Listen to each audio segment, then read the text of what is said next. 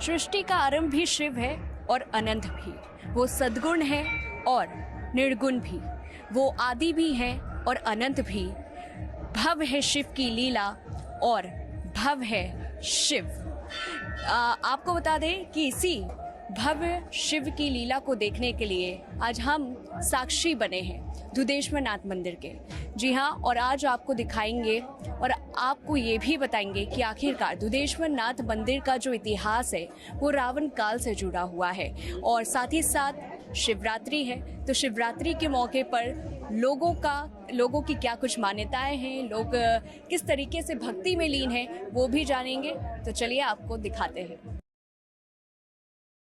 आस्था के इस पूर्ण धरोहर में बसा है कैलाशपति का पावन धाम।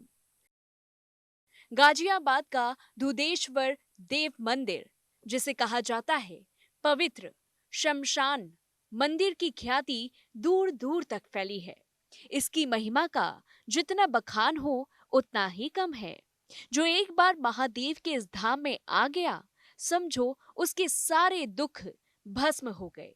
मीलों का सफर तय करके भक्त महादेव से साक्षात्कार होने आते हैं और पूरी श्रद्धा के साथ एक ही कामना करते हैं कि प्रार्थना स्वीकार करें। शिवरात्रि में सबसे पहले तो राष्ट्र हित के लिए हम प्रार्थना करेंगे कि महादेव की सब पर कृपा बनी रहे।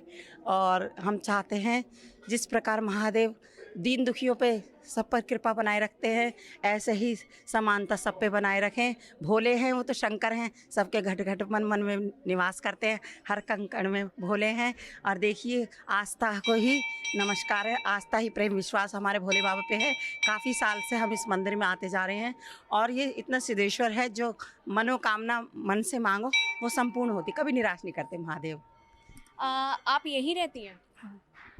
देखिए, इस मंदिर का प्राचीन काल की अगर हम बात करें तो इतिहास जो है इसका बहुत पुराना है। और कहा जाता है कि दुधेश्वर नाथ जिस तरीके से इनका नाम पड़ा है, इसके पीछे भी बहुत बड़ी कहानी है। लेकिन आप ये बताइए कि क्या यहाँ कहते हैं कि जो कोई दुख लेकर के अपने यहाँ आता है वो भस्म हो जाता है, दुख वो चाहते हैं भस्म हो जाते हैं। आपकी मनोकामनाएं पूरे हो जाते हैं, पूरी हुई है। हाँ।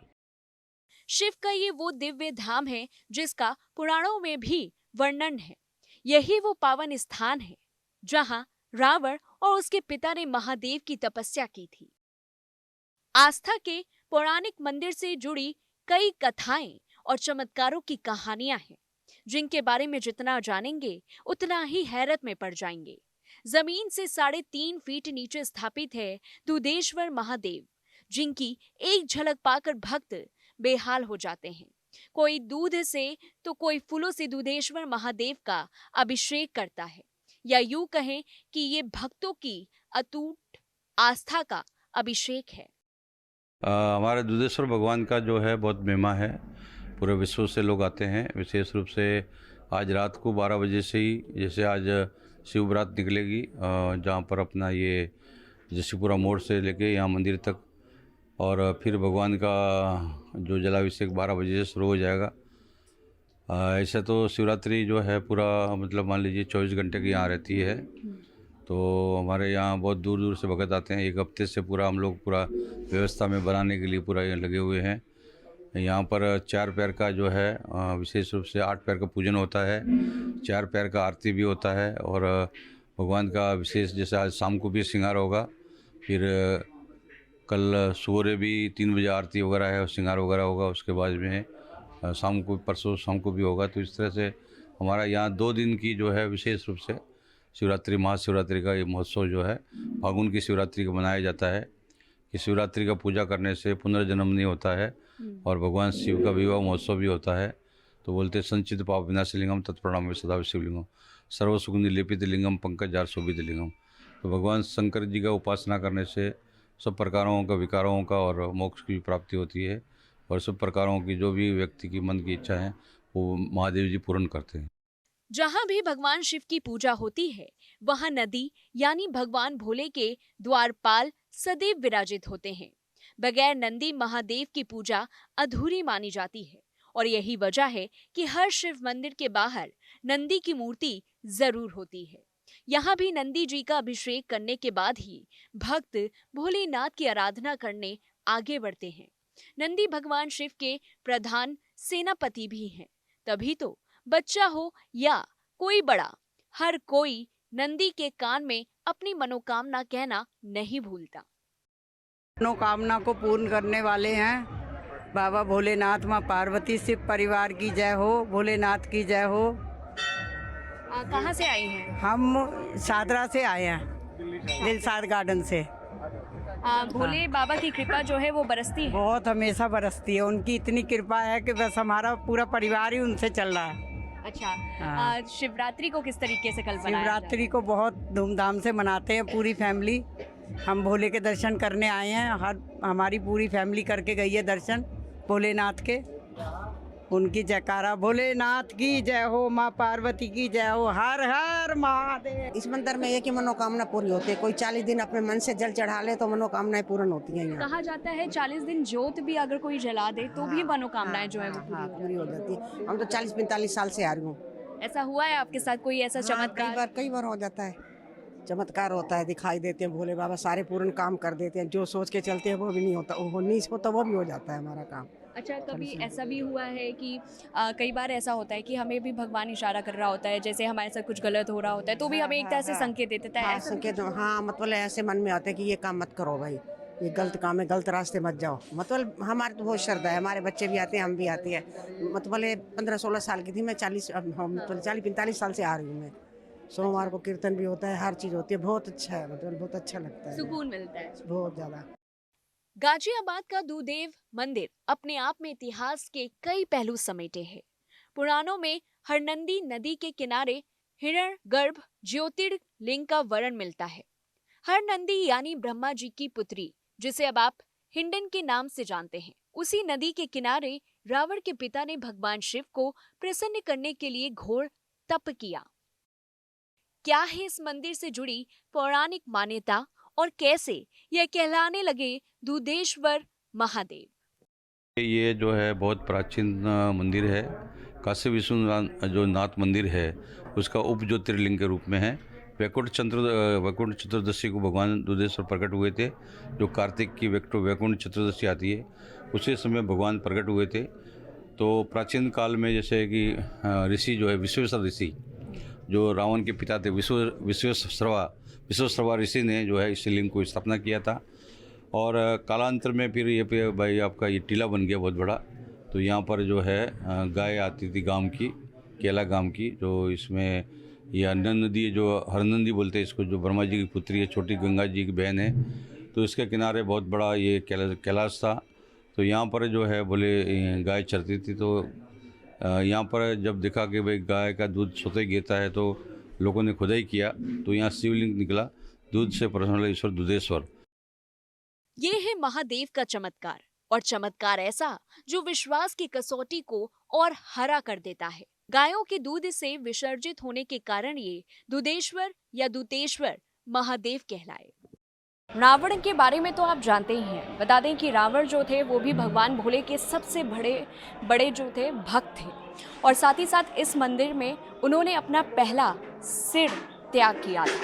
हाँ, रावण का जो श्रीलंका का जो भाई पहली पूजा जो करवाया था कि तो उसको प्राप्त जो है बोले सोने का लंका प्राप्त हो, तो वो भी वर जो है इनको रावण ने भी पूजा यहाँ पर किया, कुबेर ने पूजा किया। तो इसमें सबसे पहली जो 10 सिर है, तो बोले पहला शिष्य जो है रावण ने दूधेश्वर मंदिर में ही अपना यहाँ पर हिमालय से आते हुए यहाँ पर अर्पित किया था, ऐसा जो है यह मानता है जी। माना जाता है कि प्राचीन काल में यहाँ सुरंग थी जो सीधे रावण के गांव बिसरत और हिंडन में निकलती थी। हालांकि समय के साथ साथ ये खत्म होती चली गई। कहा जाता है ये वो गुफा है जो रावण के पिता के गांव यानी कि बिसरत की ओर निकलती थी। और आपको दिखा दें कि अभी ये गुफा जो है बंद कर दी गई है। काफ़ी समय हो गया इस गुफा को बंद कर दिया गया है, जो कि 5 किलोमीटर तक जाती थी, लेकिन अब इस गुफा को बंद कर दिया गया है। और कहा यही जाता था कि ये गुफा जो थी वो काफ़ी पुरानी है, और ये तब की है जब रावण के पिता तप किया करते थे। शिव के इस मंदिर से जुड़े चमत्कार कई हैं। सैकड़ों वर्षों से मंदिर में महंत परंपरा बनी हुई है, और इन सभी की समाधियां मंदिर प्रांगण में हैं। इसीलिए इस स्थान को पवित्र शमशान भी कहा जाता है। भक्त मानते हैं कि शिव यहाँ सदा निवास करते हैं। 28 समाधियां हैं यहाँ पर, और ये परिसर में जो शिव का वास या शमशान में होता है, कैलाश में, तो भगवान शिव को बोलते हैं कि यहीं पर जो है उनका विशेष रूप से भगवान महादेव का, दूधेश्वर का यहाँ पर वास रहता है जी। ये वो कुआं है जिसकी मान्यता थी कि इस कुएं से कभी कभी पानी, और वो भी अलग अलग तरीके का, यानी कि मीठा, तो कहीं नमकीन पानी जो था वो निकलता था, और साथ ही साथ यहाँ पे दूध भी निकलता था। और इस कुएं को जो है अब मुझे लगता है बंद कर दिया गया है। इस कुएं को ढक दिया गया है, नीचे जल है इसमें भी। महाराज जी, इस कुएं की जैसे मैंने अभी मान्यता बताई, तो यही कहानी थी। हाँ जी, यही कहानी है। कभी कभी अपना जो है ये अलग अलग रूप में, जल में के रूप में दिखाई देता था। और लेकिन इसके पीछे की क्या कुछ कहानी है? क्योंकि दूध वाली कहानी जो है वो हमने सुनी भी है कि जिस तरीके से गाय का थन से दूध निकला था, तो शिवलिंग वहाँ पे प्रकट हुई थी। हाँ जी, ये जिस शिवलिंग को देखा आपने, गाय के दूध जो है आपरूपी वहाँ गिर जाया करता था, तो उसमें ध्यान दिया गया, तो ये शिवलिंग प्रकट हुई अपने आप जो है उस समय से।